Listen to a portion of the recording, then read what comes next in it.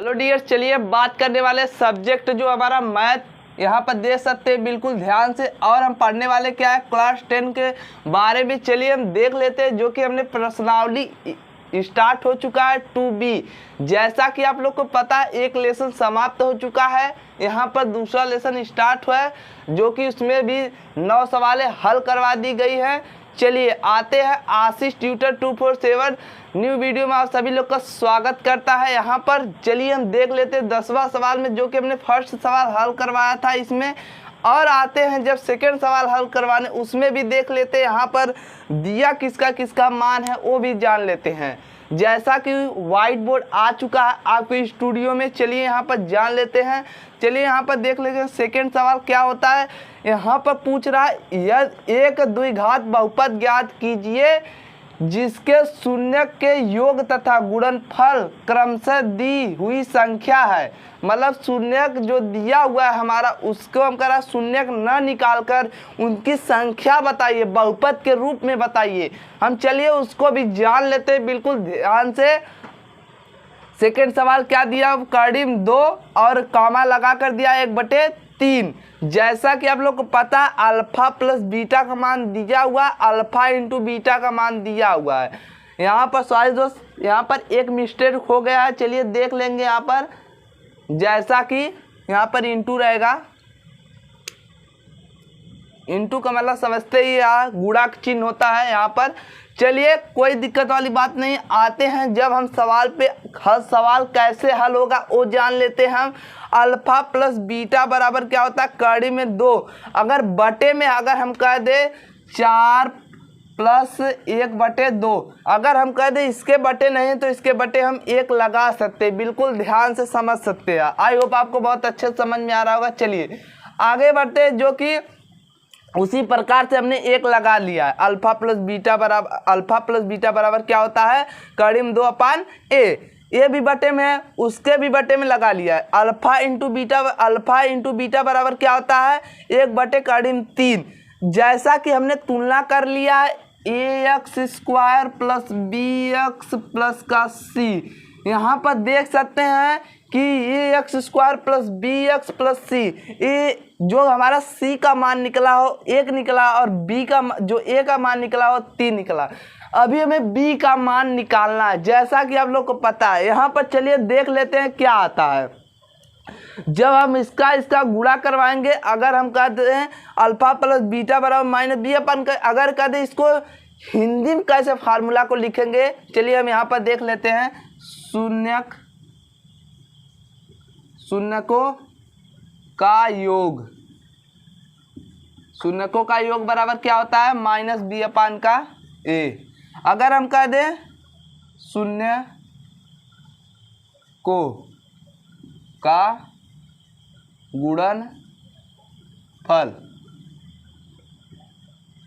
गुणनफल हम कह दें c/a।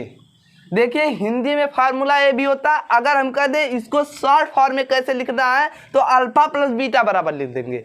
यही आप लिख सकते हैं बिल्कुल ध्यान से, जैसा कि आप लोग को पता है। चलिए सवाल हल करवाते हैं, कैसे हल होगा वो भी जान लेते हैं। एक फार्मूला जो फर्स्ट सवाल हल हुआ था, जैसा कि आपने देखा हुआ था, यहाँ पर x² प्लस का क्या होता है, अल्फा प्लस बीटा बराबर क्या होता है, और x अल्फा इंटू बीटा बराबर क्या होता है। यहाँ पर प्लस का चिन्ह रहेगा, यहाँ पर नहीं रहेगा। ये फर्स्ट सवाल में फार्मूला में लगा था, जैसा कि अब सेकंड सवाल में ये फार्मूला में नहीं लगेगा। अब हम डायरेक्ट करना चाहेंगे तो डायरेक्ट कर लेंगे, नहीं तो ये फार्मूला लगाना चाहेंगे तो आप लगा सकते हैं, बिल्कुल ध्यान से। चलिए जब हम डायरेक्ट करेंगे तो कैसे हल होगा ये भी जान लेते हैं। जब यहाँ पर अल्फा प्लस बीटा का मान दिया हमारा, देखिए c का मान पता हो गया, और किसका, और हमारा a का मान पता हो गया। अब हमें किसका मान पता करना है, जो कि आप समझ सकते हैं। a का मान हमें पता करने के लिए क्या करना चाहिए, यहाँ पर जब a का मान पता है और c का मान पता है, तो हम अल्फा प्लस बीटा बराबर क्या होता है वो भी जान लेते हैं। माइनस का b/a। देखिए अल्फा प्लस बीटा बराबर जो हम करेंगे यहाँ पर b/a, जब हम करेंगे तो क्या हो जाएगा, अगर हम कहते करीम 2 है बटे 1 है, ये हो गया। तो हम क्या निकालेंगे, इस यहाँ भी 3 से गुणा करवा देंगे, यहाँ भी 3 से गुणा करवा देंगे। जब हम यहाँ 3 से गुणा करवा देंगे तो क्या निकल कर आएगा हमारा, बराबर का क्या निकल के आएगा, 3√2, इतना आपका निकल कर आ जाएगा। चलिए जब इतना निकल कर आ गया हमारा तो क्या करेंगे वो भी जान लेते हैं। यहाँ पर बटे का 3 हो जाएगा, 1 का गुणा 3 में होगा, 3 हो जाएगा। जब इतना निकल कर आ गया हमारा तो बहुपद के रूप में कैसे लिखेंगे उसको भी हम देख लेंगे। हमारा जो कि इसमें ए का मान भी पता चल गया और बी का मान भी पता चल गया, दोनों में हमें ए का मान पता करना, ए का मान हमारा निकल गया और फिर ए का मान इसमें निकालना है तो ए का मान फिर निकल गया। देखिए जो हमारा बी का मान निकला हुआ, पहले ए का मान निकालेंगे। ए का मान जो हमारा निकला हुआ है, यहाँ पर जो ए का मान निकला हुआ है हमारा 3 निकला हुआ, और जो हमारा बी का मान निकला हुआ है वो हमारा निकला 3/2।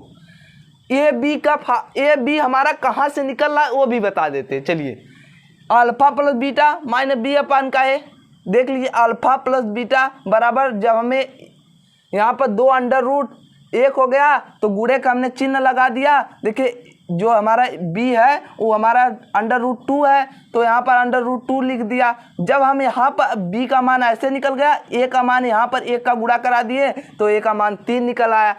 ऐसे ही आपको सवाल हल करना है। तो अब बहुपद के रूप में कैसे लिखेंगे उसको भी जान लेते हैं। चलिए यहाँ पर जब लिखने से पहले क्या करेंगे, देखिए px लिखेंगे। px मतलब जानते ही है पॉलिनोमियस, जैसा कि आप लोग को बहुपद पढ़ाया जा रहा है, इंग्लिश में बोला जाता है पॉलिनोमियस। चलिए जब हम इसको बनाएंगे बहुपद के रूप में तो कैसे बनेगा, चलिए जान लेते हैं। यहाँ पर देखिए, यहाँ पर जब हो जाएगा 3x² हो गया।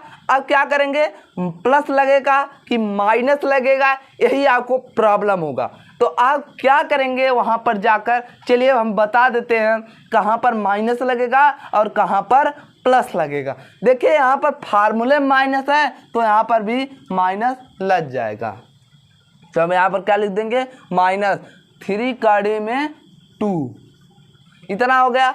अब क्या लिखेंगे, यहाँ पर x लिख देंगे, प्लस का क्या लिख देंगे, यहाँ पर 3 लिख देंगे। हमारा c का मान यहाँ पर निकला हुआ है, जैसा कि आप देख सकते हैं a का मान निकला हुआ है और हमारा किसका मान, c का मान निकाले हैं, 1 निकला हुआ है, a का मान हमारा 3 निकला हुआ है।